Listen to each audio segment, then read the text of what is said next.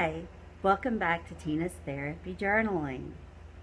I'd like to welcome you to my second episode where I'd like to introduce you to some of the basics of bullet journaling. This is the story of a girl who cried a river and drowned the whole world.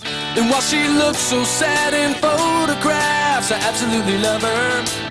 I'm going to walk you through a few of my pages in my current bullet journal. This is just a Moleskine book at the moment. It's only a little 60-page Moleskine, but most people use the Lectern 1917, and I've got new one ordered. I can't wait for it to come in because I've got like 5 pages left in this book, and I will be changing over to the Lectern hopefully when it comes in. If it doesn't come in before I get through with this one, I have another one of those that I hope will last me. Although part of me kind of wants to get another Moleskine or two and use them to finish out this year and then start my Lectern at the beginning of next year, because they're really nice and thick, long books. One might last me an entire year. So let's get started with my journal, shall we? Today's video is about some of the basics on bullet journaling, especially if you're using it for mental health like I am. One of the main pages for bullet journaling is your index. Your index should be your first page. Depending on the size of your notebook, it may be anywhere from 1 to 3 pages, but my current bullet journal is simply a 60-page Moleskine journal, so I only have a 1-page index.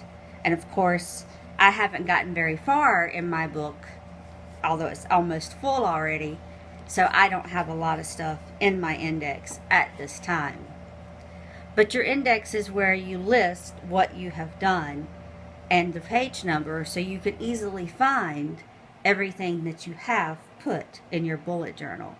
And you write it in as you do it. That's one of the main things about bullet journaling, is you don't go through and put everything in there ahead of time. You do it day by day, week by week, and when you get to it, you put it in the index. So the index gets filled out as you go.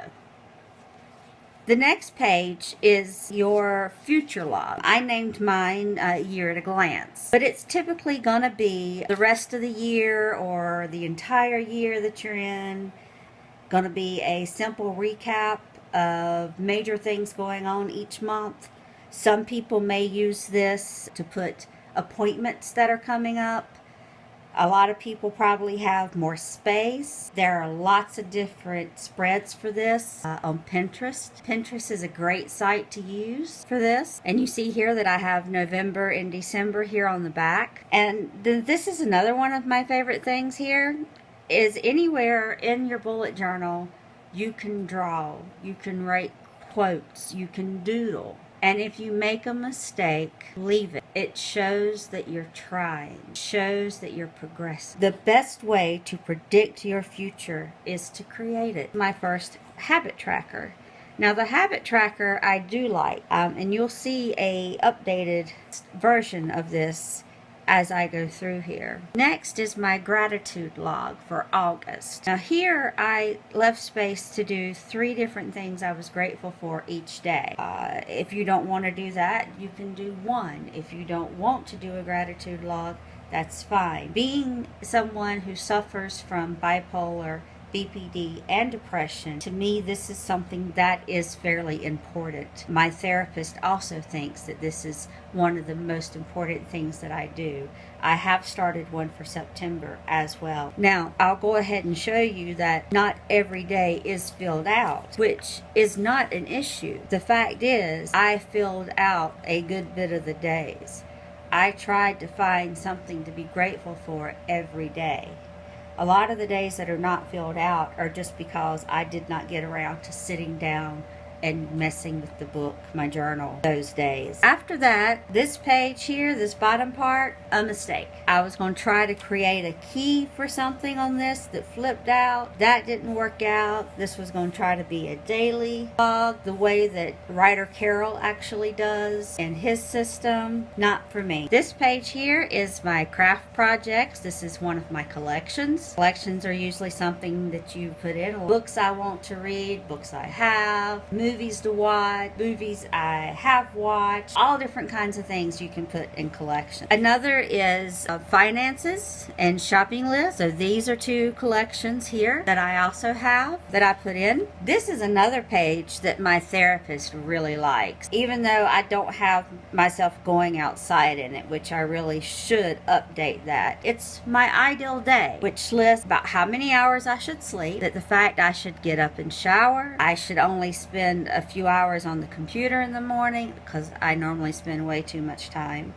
I should spend some time on crafts, then spend a little bit of time watching TV, and have a decent bedtime. Your ideal day may be something very different, but it may be something you need to aspire to do to set a daily routine. I saw this layout on, I think, Boho. I'll list her blog down at the bottom since I saw it there. She has some awesome stuff on her blog as well. I highly recommend looking at hers. This is another quote that I did. The grass is greener where you water it. I thought that was beautiful, and I love dandelion. This is a key for the bullet journal. This is one of the things that writer Carol has on his tutorial. This is all listed on his site.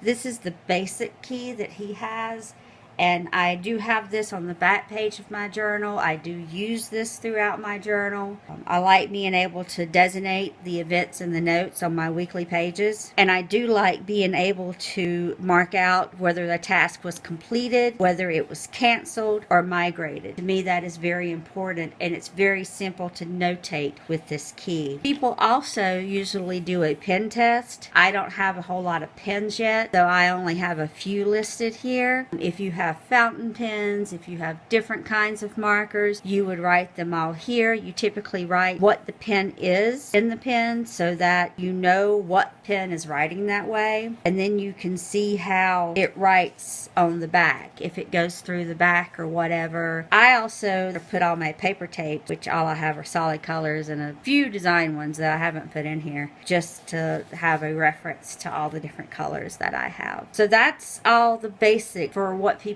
put. My next video will show you the progression of threads that I went through and the pages that I'm currently using that I really like. It's a 5-page spread that I have used every week for about 4 weeks that I'm really enjoying, and I hope you've enjoyed this video.